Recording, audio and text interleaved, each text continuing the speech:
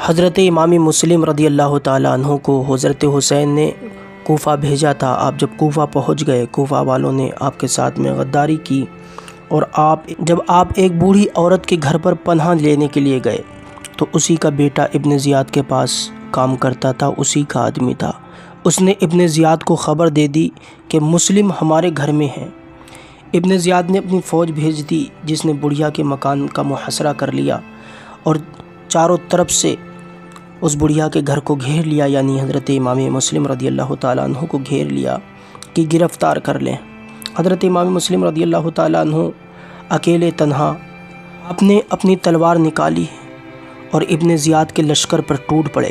جیسے شیر ببر بکریوں پر حملہ کرتا ہے، اسی طرح آپ نے بھی حملہ کیا۔ آپ کے حملے سے نہ جانے کتنے لوگوں کو آپ نے زخمی کیا اور کئی لوگوں کو آپ نے مار بھی گرایا۔ ان ظالموں نے پھر در و دیوار پر چڑھ کر آپ پر پتھر برسانا شروع کر دیے، جس سے حضرت امام مسلم کا بدن خستہ ہو گیا۔ بہت زیادہ آپ کے اوپر پتھر مارے گئے اور ایک پتھر آپ کی پیشانی پر لگا، خون بہنے لگا۔ اس وقت آپ نے مکہ کی طرف رخ کر کے کہا، اے حسین، کچھ آپ کو اپنے بھائی کی خستہ حالت پتہ ہے؟ اے حسین، آپ کو کون خبر دے؟ کیسے میں آپ کو وہاں سے یہاں آنے سے روکوں؟ حضرت امام مسلم افسوس کر رہے ہیں، میرے حال زار کی آپ کو خبر کون پہنچائے اور کون آپ کو یہاں آنے سے روکے؟ اسی اثنا میں ایک اور پتھر آ کر آپ کے لب و دندان پر لگا اور منہ سے خون جاری ہو گیا، داڑھی مبارک رنگین ہو گئی، تو آپ مجبور ہو گئے ایک دیوار سے تکیہ لگا کر کے آپ بیٹھ گئے۔ ایک نامرد نے گھر میں آ کر آپ کے سر پر تلوار ماری، جس سے اوپر کا ہونٹ آپ کا کٹ گیا۔ آپ نے اسی حال میں اس بزدل کو جہنم رسید فرما دیا۔ پھر دیوار سے تکیہ لگا کر کے بیٹھ گئے الہی، اور دعا کرنے لگے، اس وقت پیاسا ہوں مولا، میں پیاسا ہوں۔ التجا کرنے لگے رب کی بارگاہ میں، مولا اس وقت میں پیاسا ہوں۔ آپ کی یہ فریاد وہ بوڑھی عورت سن رہی تھی، گھر میں گئی، پانی لائی، آپ کو دیا۔ آپ نے منہ سے لگایا مگر خون اس میں مل گیا، کیونکہ آپ کا ہونٹ ہے نا اوپر والا کٹ گیا تھا، خون مل گیا، اس لیے آپ نے پھینک دیا۔ بڑھیا نے دوبارہ دیا، پھر خون آلود ہو گیا وہ پانی۔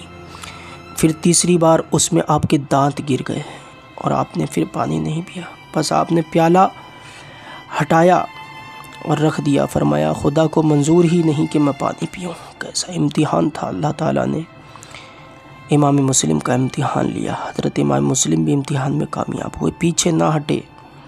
پھر کسی نے پیچھے سے نیزہ مارا جو پشت کے پار ہو گیا۔ اللہ اکبر! آپ زخمی ہو گئے۔ ظالموں نے دوڑ کر پکڑ لیا اور آپ کو ابن زیاد کے پاس لے آئے۔ ابن زیاد جو کہ نالائق، نہ ہنجار تھا، نہ مرد تھا، اس نے حکم دیا کہ چھت پر لے جا کر کے امام مسلم کو قتل کر دو۔ چنانچہ ایک ظالم آپ کا ہاتھ پکڑ کے آپ کو چھت پر لے گیا۔ حضرت مسلم چھت پہ جا رہے تھے اور درود شریف پڑھ رہے تھے۔ اللہ اکبر! جب چھت پر پہنچے تو نیچے دیکھا کہ اہل کوفہ جمع ہو کر کے دیکھ رہے ہیں۔ آپ نے فرمایا، اے کوفیو، جب میرا سر تن سے جدا کیا جائے تو بدن دفن کرنا اور کپڑے اتار کر جو قافلہ مکہ جاتا ہو حسین کے پاس یہ بھیج دینا، تاکہ اور میرے بچوں پر رحم کرنا۔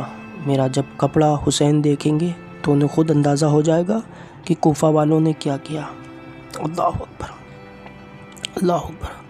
پھر مکہ کی طرف حضرت امام مسلم نے رخ کیا اور رخ کر کر کہنے لگے، السلام علیکہ یا ابن رسول اللہ صلی اللہ تعالیٰ علیہ وسلم۔ شاعر کہتا ہے، بھائی یہاں کی آپ کو کیسے خبر کریں، ہرگز ادھر کو آپ نہ عزم سفر کریں۔ اتنے میں ظالم نے آپ کا سر مبارک تن سے جدا کر دیا۔ انا للہ و انا الیہ راجعون۔ اس طرح حضرت امام مسلم رضی اللہ تعالیٰ عنہ کو ظالموں نے قربان کر دیا، ظالموں نے شہید کر دیا۔ میرے حسین پر جو مصیبتیں آئیں، جو ظالموں نے ظلم کیا، لیکن اس سے قبل دیکھو حضرت امام مسلم کے ساتھ کیسا برتاؤ ان ظالموں نے کیا۔ آج وہ لوگ کان کھول کر کے سنیں جو یزید کو رحمت اللہ علیہ بولتے ہیں۔ نبی کے نواسے کا قاتل کبھی رحمت اللہ علیہ نہیں ہو سکتا ہے۔ ظالموں نے کس طرح ظلم کیا حضرت امام مسلم رضی اللہ تعالیٰ عنہ پر، کس طرح آپ کو زخمی کیا، چھنی کر دیا، حضرت امام مسلم کو شہید کر دیا۔ انا للہ و انا الیہ راجعون۔ اور حضرت امام مسلم رضی اللہ تعالیٰ عنہ جب کوفہ تشریف لے گئے تو اپنے 2 ننھے بچے حضرت محمد اور حضرت ابراہیم رضی اللہ تعالیٰ عنہ کو بھی اپنے ہمراہ لے گئے تھے۔ ابن زیاد حضرت امام مسلم رضی اللہ تعالیٰ عنہ کے قتل سے فارغ ہوا تو اسے پتہ چلا کہ امام مسلم رضی اللہ تعالیٰ عنہ کے 2 لڑکے بھی اسی شہر میں ہیں۔ ابن زیاد نے فوراً منادی کرا دی، جو کوئی مسلم کے لڑکوں کو یعنی حضرت امام مسلم کے لڑکوں کو اپنے گھر میں جگہ دیکھا قتل و غارت کیا جائے گا۔ اس وقت دونوں بچے قاضی شرع کے گھر میں تھے۔ قاضی صاحب نے ان دونوں بچوں کو سامنے بلایا اور بے اختیار رونے لگے۔ بچوں نے پوچھا، قاضی صاحب آج اس طرح رونے کا سبب کیا ہے؟ کیا ہم دونوں یتیم تو نہیں ہو گئے؟ اللہ اکبر، چھوٹے چھوٹے بچے۔ قاضی صاحب نے رونا روک کر کہا، بچوں اللہ تعالیٰ تمہیں صبر عطا فرمائے، باقی تم یتیم ہو گئے۔ بچوں نے یہ خبر سنی تو رونے لگے، اللہ اکبر، اور نعرہ لگانے لگے۔ قاضی صاحب نے کہا، بچوں چپ رہو، ابن زیاد کے لوگ تمہاری تلاش میں ہیں، مجھے تمہاری اور اپنی جان کا خوف ہے، میں چاہتا ہوں کہ تمہیں کسی کے ساتھ مدینہ روانہ کر دوں۔